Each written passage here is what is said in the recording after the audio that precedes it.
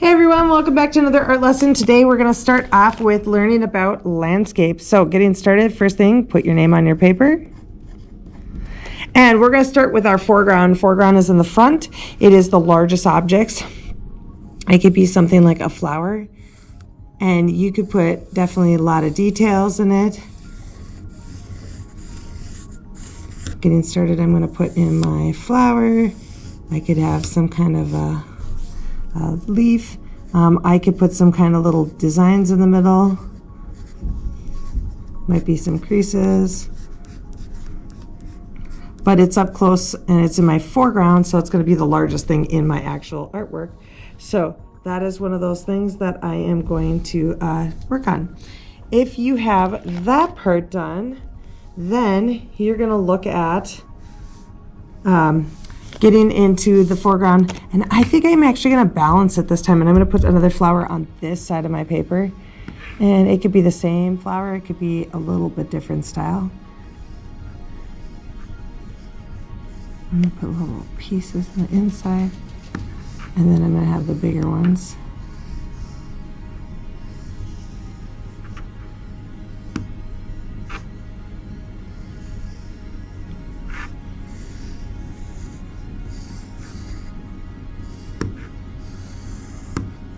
So there I have a couple flowers and I have some details. And then I'm going to add, I could add different like dots and stuff when I get to the, now I'm going to work in the middle ground. Now my middle ground could have some go up to the very front, but it could be stuff like this could be on a lake. And so there could be some water in here that I add a little bit of detail to. But as it goes further back and it gets to the shore area, I could have rocks as part of the land, and as details get further back they are going to get smaller. It could have different things like trees, other trees.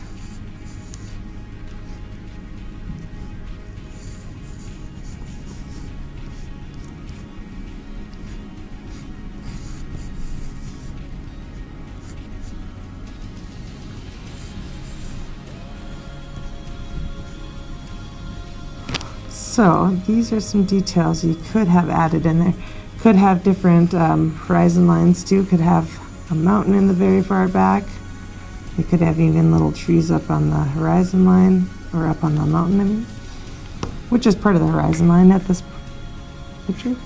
So that's the middle ground. So foreground is the very front flowers, middle ground is back here. And then in the sky, I am going to put in the background, a very, like the sun's coming out of the mountain here, and it is going to go up into the sky. You could add other details, but I'm going to keep it kind of simple. So that is going to draw out our foreground, middle ground, background. Now, once you have those details, I'm going to add just one more mountain, I think, over here. Once you add those details, then I'm going to go back and I'm going to trace everything with my Sharpie. So tracing everything with my Sharpie is simply going back over those lines. But the first time, in case I make a mistake, I can always go back and I can erase them. Now I'm making it so that these lines are my permanent lines that are going to show up in my final artwork.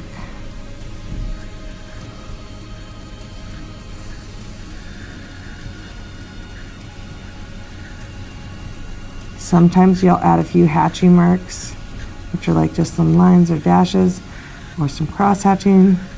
Sometimes we'll add dots. Dots are added with your Sharpie because you wouldn't do it with pencil N. So if I use stippling in there, I'll just add them in. But it's tracing over. So I'm going to take this and I'm going to fast forward this next part, and I will come back to you.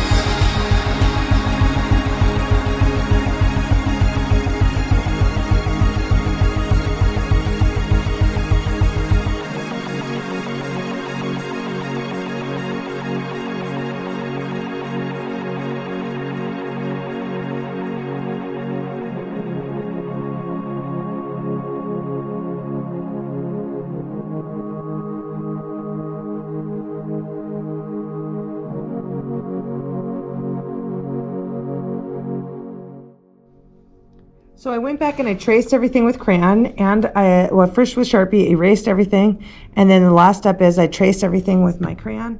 Now I can go back in with my watercolor and I can tickle the top of my paint, and I can add in my paint, and I can add in several layers of watercolor. So if at any of these steps I went too fast, you can always pause it, catch up, and then go back and start the video at that point of our artwork, so that you can get a really nice artwork just like this. You can combine colors by painting on the actual paper and using those things on the top to mix with the other colors, but making great art one step at a time. So I hope you have a great time. I'm going to time lapse the rest of this painting, and then I will show you the final results when I'm done.